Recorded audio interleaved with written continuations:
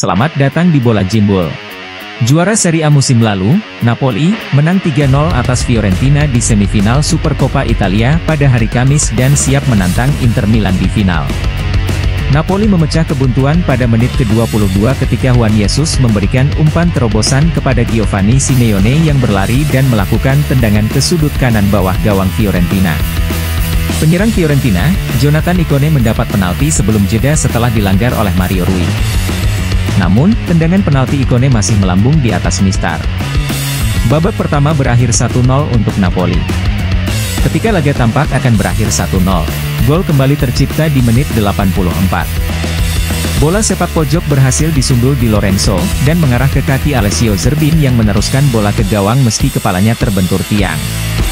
Kembali dari perawatan, pemain berusia 24 tahun itu mencetak gol keduanya 2 menit kemudian. Ia berhasil mencuri penguasaan bola di lini tengah dari Alfred Duncan, dan berlari ke tepi kotak penalti, di mana ia melepaskan tendangan ke tiang jauh. Atletico Madrid menang 4-2 atas Real Madrid, dan membuat tim asuhan Diego Simeone lolos ke perempat final Copa del Rey pada hari Kamis.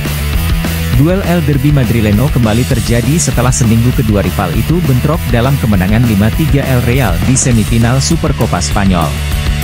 Namun, kali ini Atletico berhasil membalaskan dendam mereka dalam pertandingan seru di Civitas Metropolitano, yang juga ditentukan hingga babak perpanjangan waktu. Pemain sayap Atletico, Samuel Lino, membuka skor bagi tuan rumah pada menit ke-39. Gol tersebut bermula saat Rudiger menghalau bola yang mengarah ke gawangnya. Lino yang datang dari belakang langsung memaksimalkannya menjadi gol. Madrid bisa menyamakan kedudukan berkat gol bunuh diri kiper Jan Oblak yang gagal menghalau bola dengan sempurna dan masuk ke gawang sendiri. Di menit 57, gelandang Eduardo Camavinga menghalau bola yang justru mengarah ke titik kecil kotak penalti. Andri Lunin mencoba menghalaunya kembali, namun hasil halauannya mengenai kaki Rudiger dan menjadi bola liar. Alvaro Morata memanfaatkan hal tersebut untuk menjadi gol. Pada menit ke-82, Jude Bellingham memberikan umpan silang kepada Joselu yang menanduk bola untuk menyamakan kedudukan dan membawa pertandingan ke perpanjangan waktu. Griezmann melakukan keajaibannya pada menit ke-100 dengan mencuri bola dari Vinicius Junior di garis tengah dan menerobos sisi kiri Real dan mencetak gol dari sudut sempit. Riquelme kemudian memastikan kemenangan pada menit ke-119 dengan placing apiknya. Ini adalah kekalahan pertama Real dalam 21 pertandingan di semua kompetisi. Napoli telah mencapai kesepakatan untuk transfer pemain sayap Verona, Cyril Ngonge. Informasi ini dikonfirmasi oleh pakar transfer, Fabrizio Romano. Pemain asal Belgia itu diperkirakan menandatangani kontrak dengan klub barunya pada Jumat, 19 Januari. Setelah itu, kesepakatan akan diumumkan secara resmi. Tercatat, sang pemain dibanderol Napoli sebesar 18 juta euro. Verona akan menerima tambahan 2 juta euro sebagai bonus. Ngonge yang berusia 23 tahun, telah bermain untuk Verona sejak Januari 2023. Sejak itu, pemain sayap timnas muda Belgia itu telah memainkan 36 pertandingan, mencetak 11 gol dan 3 assist. Atletico Madrid bersiap mencari striker baru apabila Angel Correa hijrah ke Arab bersama Al-Ittihad. Dan nama yang muncul adalah Moise Kean dari Juventus.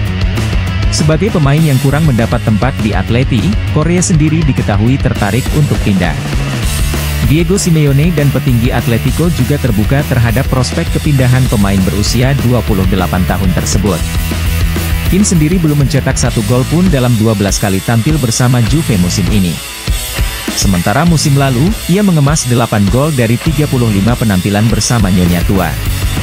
Dilansir dari Fabrizio Romano, pihak Atletico dan Juve juga sudah menyetujui besaran biaya pinjaman Kean nantinya. Namun, semua akan bergantung pada realisasi kepindahan Korea terlebih dahulu.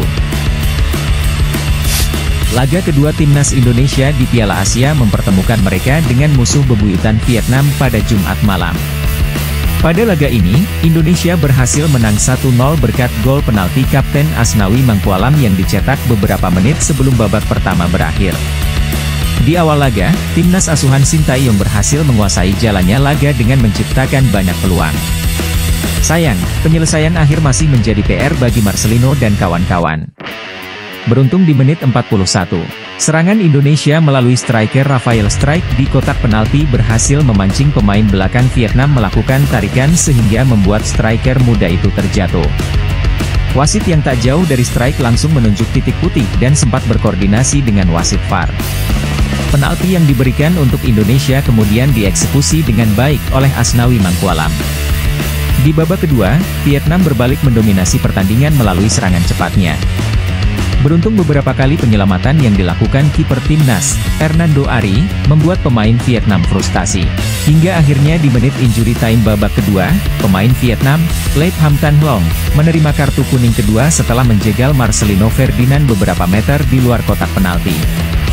Hal itu bermula kala Marcelino berhasil melewati 3 pemain Vietnam dengan menyisir garis pinggir lapangan.